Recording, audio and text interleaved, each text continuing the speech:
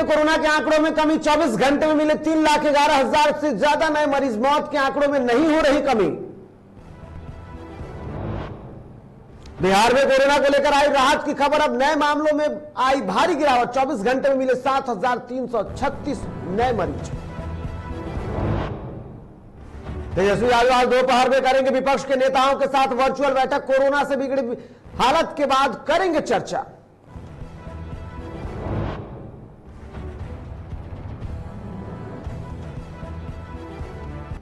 और रोहतास जिले में बारात जा रही पिकअप वैन पलटने से हुआ बड़ा हादसा। घटना में 7 लोग हुए घायल।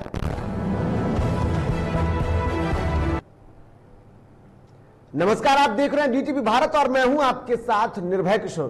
तो आइए खबरों की शुरुआत करते हैं और सबसे पहले बात रोहतास की करते हैं। रोहतास जिले के करघर खरारी इंजीनियरिंग कॉलेज के पास देर रात बड़ा हादसा हो गया। इस आलमपुर के उल्हो गांव में एक बारात जा रही थी। बक्सर से राजपुर को लेकर प्रदर्शनकारियों का कहना है कि साफ तौर पर सासाराम चौसा पथ पर खरारी इंजीनियरिंग कॉलेज के समीप तेजी से जा रही एक पिकअप वैन जो है बारात लेकर के जा रही थी। वैन एक बाइक को बचाने के चक्कर में पलट गई, जिसमें सवार बैंड पार्टी और चालक नर्तक समेत कुल 7 लोग गंभीर रूप से घायल हो गए। वही घटना की सूचना के बाद चिकित्सा विभाग की तरफ से आनन फानन में एम्बुलेंस भेजा गया, जहां गंभीर रूप से घायल व्यक्तियों को सासाराम सदर अस्पताल में भेजा गया। तो आपको बता दूं कि गाड़ी पलटने से बड़ा हादसा हो गया, जिसमें से 7 लोग गंभीर रूप से घायल हो गए। ये सभी बारात जा रहे थे। और हमारे साथ हमारे सहयोगी रोहतास से अश्वनी जुड़े हुए हैं। अश्वनी, बड़ा हादसा कह सकते हैं, 7 लोग घायल हुए हैं। जी निर्भय जी, मैं आपको बताना चाहूंगा कि जिस तरीके की घटना हुई है और उसमें दर्दनाक तरीके से जो 7 लोग घायल हुए हैं, बिल्कुल उसमें बैंड पार्टी के अलावे चालक भी शामिल है। और ये जो पिकअप वैन जो है बड़ी स्पीड में जा रही थी। ऐसे में बाइक सवार को बचाने के चक्कर में गाड़ी अनियंत्रित होकर पलट गई, जिसमें 6-7 लोग करीब काफी रूप से गंभीर रूप से घायल हो गए, जिन्हें आनंद फानन में चिकित्सा विभाग के द्वारा सदर अस्पताल ले जाया गया। हालांकि अभी स्थिति में सुधार हुई है समाचार मिलने तक। और लोगों की अगर बात कर ले तो अभी भी स्थिति कुछ लोगों की चिंताजनक बनी हुई है। बिल्कुल, अभी कुछ लोगों की स्थिति चिंताजनक बनी हुई है। लेकिन अश्वनी, आपसे ये जानना चाहेंगे कि जब कोरोना के इस काल में लॉकडाउन है, बारात जाने के दौरान जो बैंड बाजे हैं उनको नहीं जाना है, ये साफ तौर पर प्रशासन की तरफ से ये बातें कही गई है, जो नई गाइडलाइन जारी की गई है। अब तो मात्र 20 लोगों को ही जाना है, लेकिन ऐसे में बारात में पूरे तरीके से बैंड पार्टी का जाना कहीं ना कहीं प्रशासन के ऊपर सवाल नहीं खड़ा करता है? जी, ये बहुत बड़ा सवाल बना हुआ है। ऐसे में आपको मैं बताना चाहूंगा कि जिस तरीके से चूरे छुपे किसी दूसरे रास्ते से बिल्कुल बैंड पार्टी को लेकर के बारात जो शादी समारोह में लोग ले जा रहे हैं, कहीं ना कहीं इसमें प्रशासन की भी जो है लापरवाही दिख रही है। और ऐसे में बारात जो ले जा रहे हैं बारात मालिक, उनको भी कहीं ना कहीं इस चीज को समझना होगा। बिल्कुल, उनको भी कहीं ना कहीं समझना होगा। बहुत बहुत धन्यवाद अश्वनी हमारे साथ जुड़ने के लिए। तो जिस तरीके से कोरोना के इस काल में जब सरकार ने कोरोना चेन को तोड़ने के लिए गाइडलाइन जारी कर दी है, उसके बावजूद भी लोग मानने को तैयार नहीं है और लगातार नियमों की धज्जियां उड़ाई जा रही है। बात मुंगेर की करते हैं। मुंगेर में रामनगर थाना क्षेत्र के नौलखा गांव में 2 पक्षों में हुए विवाद में एक युवक की मौत हो गई और 2 लोग गंभीर रूप से घायल हो गए। हालांकि विवाद के कारण अभी पता नहीं चल पाए हैं। इस मामले में मृतक के परिजनों का कहना है कि मृतक शौच के लिए गया हुआ था। अचानक शोरगुल सुनने के बाद जब देखने गए तो कुछ लोग मृतक को मार रहे थे। बचाव करने गए तो कई लोग जो थे वो इस घटना के दौरान घायल हो गए, जिसमें इलाज के लिए अस्पताल में भर्ती कराया गया है। वही घटना की सूचना के बाद पुलिस मामले की छानबीन में जुट गई है। भाई जी, पंकज जी केना की होले गेले मैदान करेला, मैदान पे गेले ना पैके छे एकरा जे छे उसो की लेने हले घेर के गेला मारा करे गल्ला हले हम लोग गेलिए दौरा देखे कि छे ने हमरा सामने में चल के पकड़ते हमरो कट गेले एगो और पहले 6 महीना पहले वहाँ मार के फेंक दिया था कुइया में। यही सब इसके पहले भी वो लोग कोई कांड किए थे। इससे पहले भी लोगों ने वारदात को अंजाम दिया। क्या क्या था? ई रिक्शा चालक के दारू धंधा में मार दे कुइया में फेंक देलके।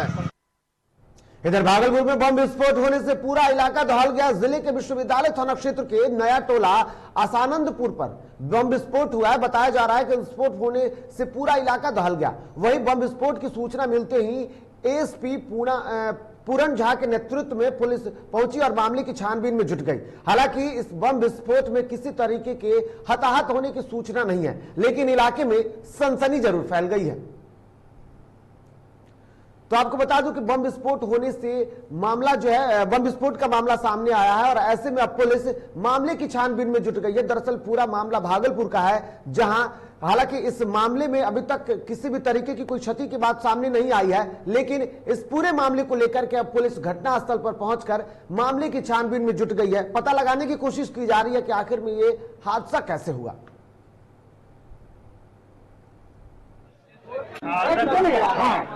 मैं अपने रूम में था, ये हमारा घर है, लेकिन यहाँ इतना भयानक आवाज था कि हम ये बाथरूम से भागते हुए बाहर निकले। आवाज बम कहाँ लगा ये समझ नहीं आया। ये जो खिड़की टूटा ये धमाके से टूटा। आवाज बहुत ये कौन सा मोहल्ला है? मोहम्मद असलम के घर के छत के ऊपर एक बम रखा हुआ था, जिसके फटने से ऊपर छत की जो दीवार है वो टूटी है। आगे कारणों का पता किया जा रहा है। कितने लोग से इंजर्ड है? अभी तो कोई इंजर्ड आने की जानकारी नहीं है। सर, जो लोगों का कहना है बहुत बड़ी ये बम था, तो किसकी शादी सूरत है? जी, हम लोग अनुसंधान कर रहे हैं, जल्दी ही आपको अपडेट कर दिया जाएगा। वहीं दूसरी तरफ भागलपुर में जमीनी विवाद में एक वृद्ध को गोली मारने की खबर सामने आई। गोली लगने से वृद्ध घायल हो गया, जिसे इलाज के लिए अस्पताल में भर्ती कराया गया है। यह घटना जिले के सुल्तानगंज थाना क्षेत्र की है। वहीं घटना की सूचना मिलते ही मौके पर पहुंची स्थानीय पुलिस मामले की जांच में जुट गई है। तो बिल्कुल आपको बता दूं कि गोली लगने से वृद्ध जो है वो घायल हो गया। हालांकि इस मामले को लेकर के पुलिस लगातार छानबीन कर रही है। पूरा घटना जो है वो सुल्तानगंज थाना क्षेत्र का है। इस मामले में सूचना मिलने के बाद घटनास्थल पर पहुंची पुलिस मामले की छानबीन में जुट गई है।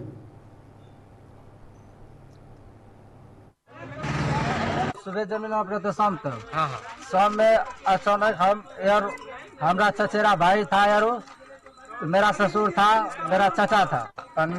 जमीन अपने घड़ी आया उधर से विनोदी और बहरा और आया पीयूष और विवेक आया, धमकी दिया कोई नहीं घर बनाए।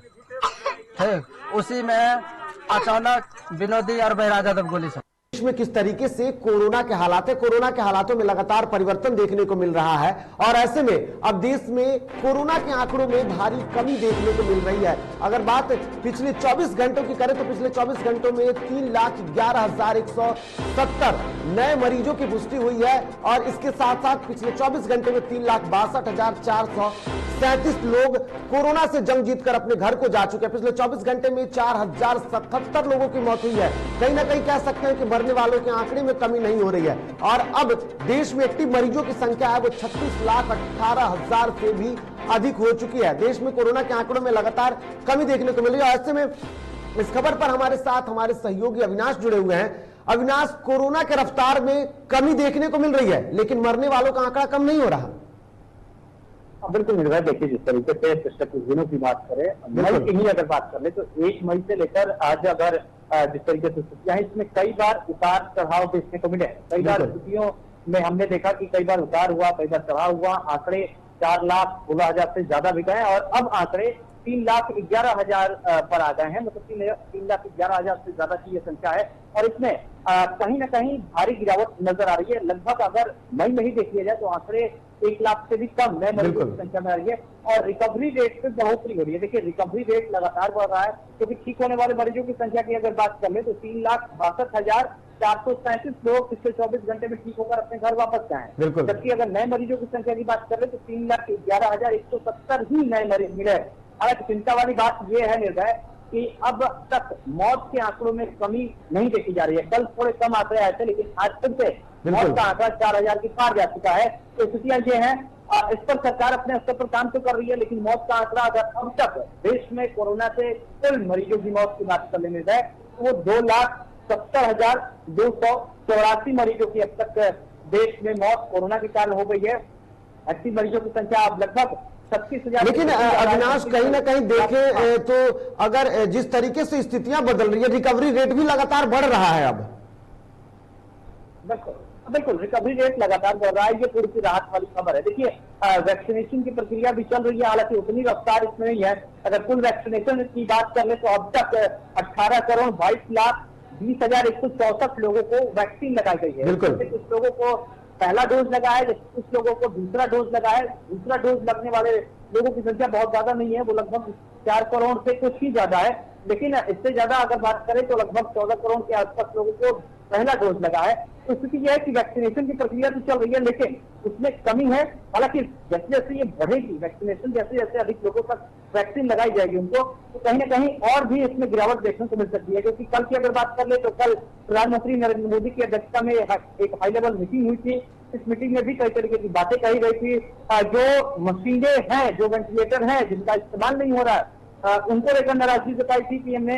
और इसके बाद ये कहा था कि नहीं, ग्रामीण इलाकों में भी सभी चीजों पर अच्छे तरीके से काम करे, इसकी सुनिश्चितता होनी चाहिए। बिजली की आपूर्ति सही तरीके से पहुंचे, इसकी भी तैयारी होनी चाहिए। रोड मैप बनाने की बात कही थी। अगर उस रोड मैप के तहत काम होगा, अच्छा रोड मैप बनेगा, तो कहीं ना कहीं हम कोरोना से जंग जीत लेंगे। बिल्कुल, कहीं ना कहीं हम कोरोना से जंग जीत लेंगे। और बात बिहार ने आपको रोकेंगे अविनाश, और यहाँ पर अब बात बिहार की करेंगे। बिहार में कोरोना की भी रफ्तार जो है वो अब कम होती दिख रही है। जहां एक तरफ प्रदेश में लॉकडाउन लगा, उस लॉकडाउन के बाद अब उसका असर दिख रहा है और प्रदेश में कोरोना संक्रमण की चेन जो है वो अब धीरे धीरे कह सकते हैं कि हम तोड़ने की तरफ आगे बढ़ रहे हैं। एक्टिव मरीजों की संख्या की बात करें तो अब 28% की कमी आई है। लॉकडाउन के दौरान बिहार में कोरोना संक्रमण पर लगाम जो है वो धीरे धीरे कम लगती जा रही है। और ऐसे में अब 32,000 से अधिक कोरोना के जो एक्टिव मरीज है उसमें कम देखी जा रही है। लेकिन जिस तरीके से बात अगर बिहार लेवल पर करें तो बिहार में भी कोरोना की रफ्तार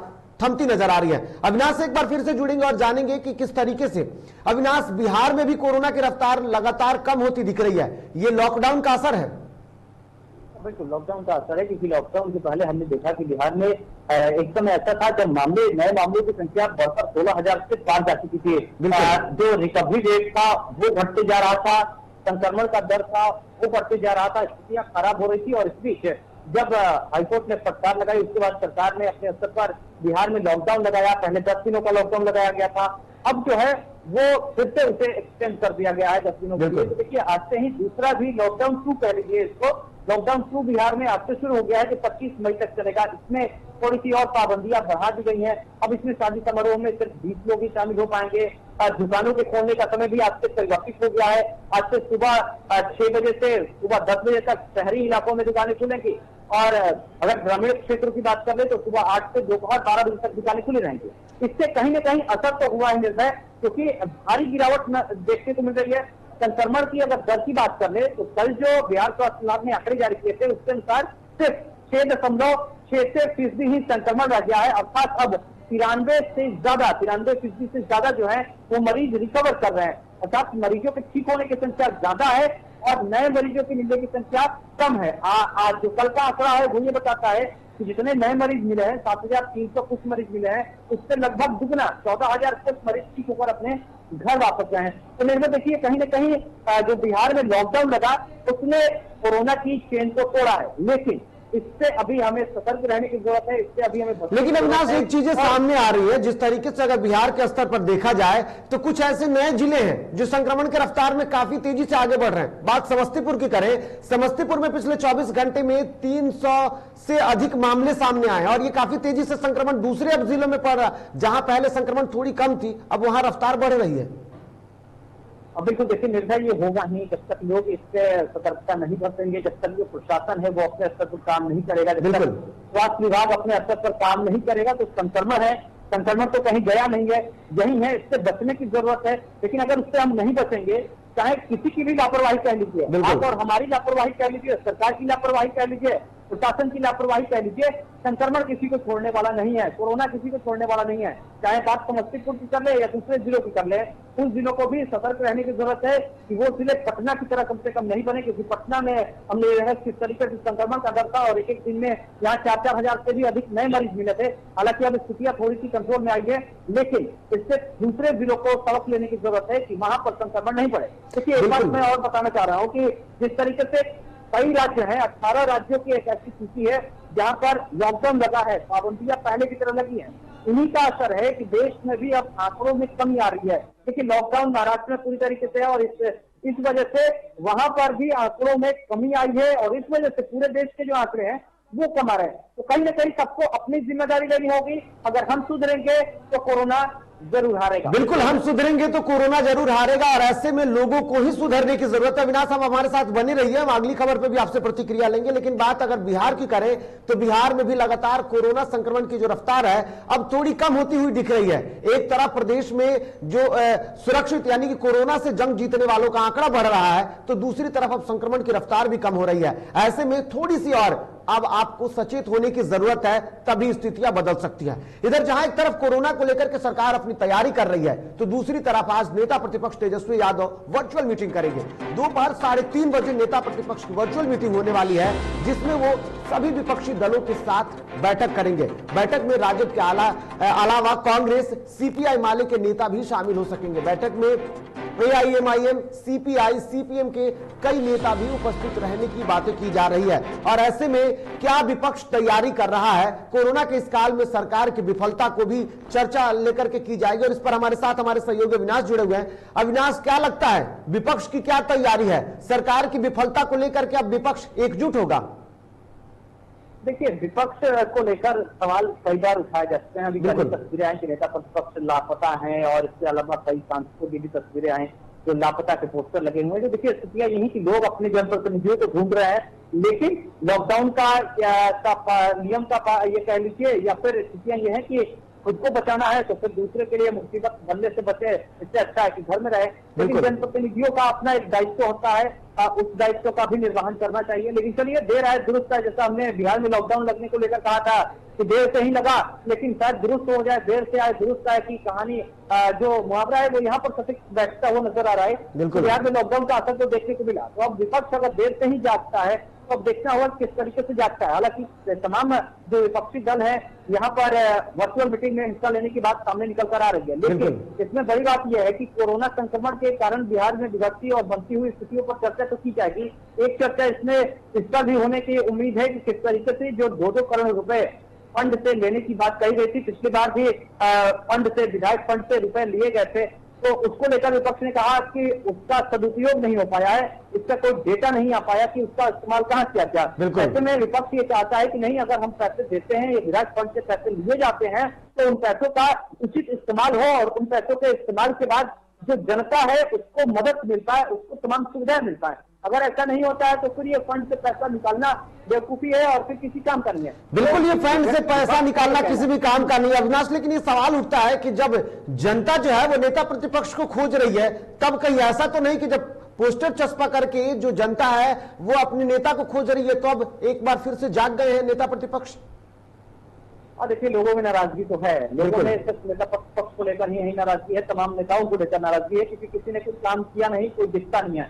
देखिए, लोग जब ढूंढ रहे थे तो कल रविशंकर प्रसाद भी पटना सिटी पहुंचे थे। हालांकि उन्होंने ये कह दिया कि नहीं, मुझे प्रशासन ने कहा कि वहां जाना उचित नहीं है, वहां प्रशासन ने कह दिया जाना उचित नहीं है, और उसके बाद अब तो वो घूम ही गए। तब तो वो क्या, उन्होंने ये तो नहीं बताया कि उन्होंने अनुमति ली और 4 अस्पतालों का दौरा भी किया उन्होंने?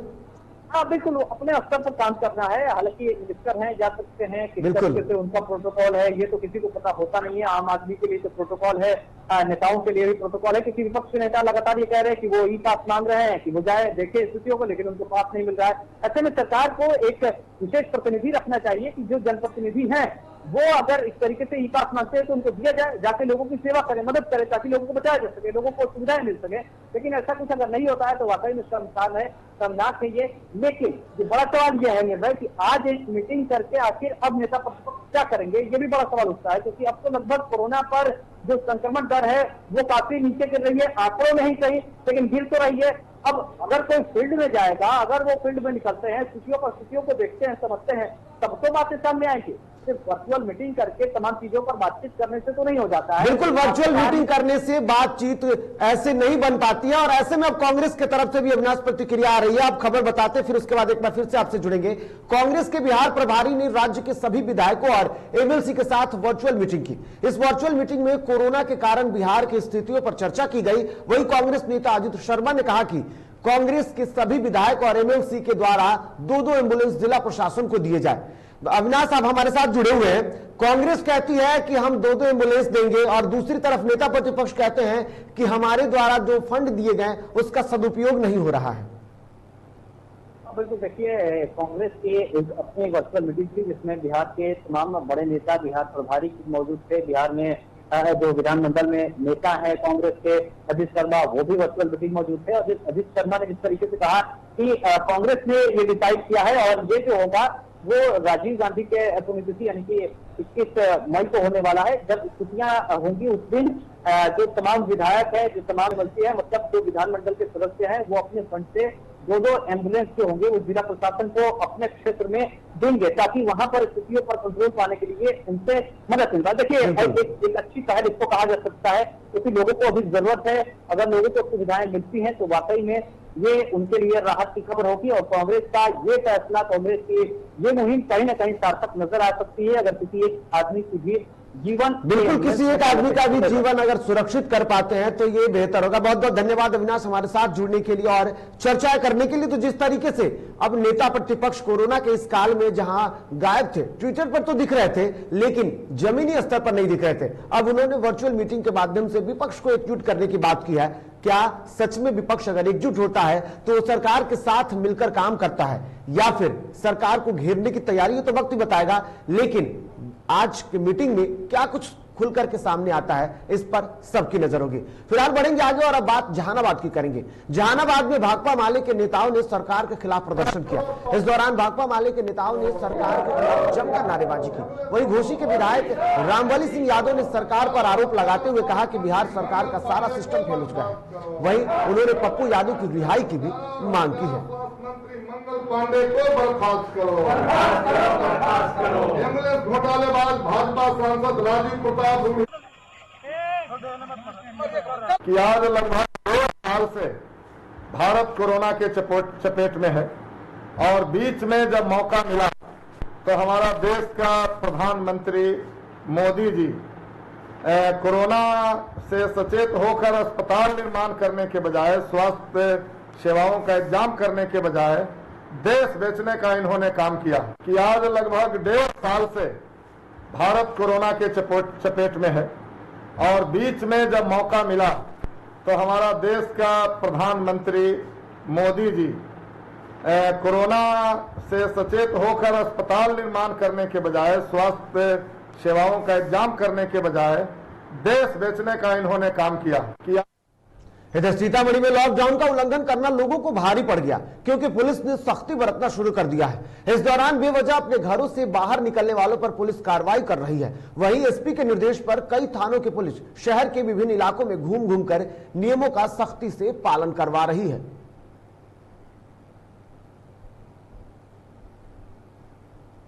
इधर बिहार में कोरोना संक्रमण से बचाव को लेकर प्रदेश में 25 मई तक लॉकडाउन लागू है, जिसको लेकर प्रशासन सख्त तो है लेकिन राजधानी की सुरक्षा और चाक चौबंद कैसा है इसका साफ तौर पर आप स्थितियों को देख सकते हैं। दरअसल रात में प्रशासन जो है वो सड़कों पर नहीं दिख रही है और ऐसे में अंधेरे में जब जिस तरीके से स्थितियां देखा जाए तो पुलिस प्रशासन सड़कों पर नदारद रह रही है। समझ सकते हैं कि किस तरीके से प्रदर्शन जो स्थितियां हैं प्रदर्शित हो रही है आपके सामने।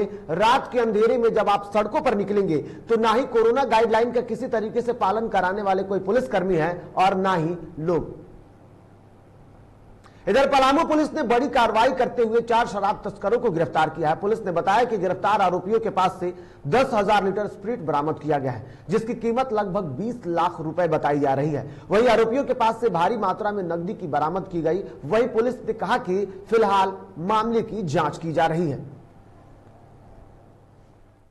वहाँ पे सर लोग हैं जो बाहर से आए हुए हैं जो कि इंटरस्टेट स्पिरिट स्मगलिंग और अल्कोहल स्मगलिंग में इन्वॉल्व हैं। ये सूचना था कि फॉर्च्यूनर गाड़ी में आए हुए हैं और काफ़ी मात्रा में पैसा लेके स्मगलिंग को मतलब आगे बढ़ाने के नियत से आए हैं। तो जैसे एसपी सर के निर्देश अनुसार हम जाके वहाँ। तो खबरों के सफर में फिलहाल इतना ही। ताजा तरीन खबरों के लिए देखते रहिए DTV भारत। फिलहाल मुझे दीजिए इजाजत, नमस्कार।